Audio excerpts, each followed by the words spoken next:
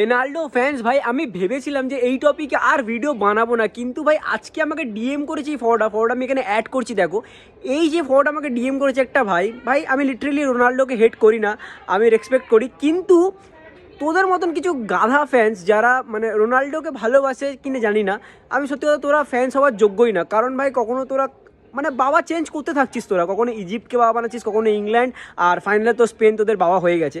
আমি জাস্ট এইটুকুনি একটা কথা বলবো, মানে এখন তো স্পেন ভার্সেস আর্জেন্টিনা হলো, আর্জেন্টিনা হেরে গেল ফাইনাল আর স্পেন জিতে গেল।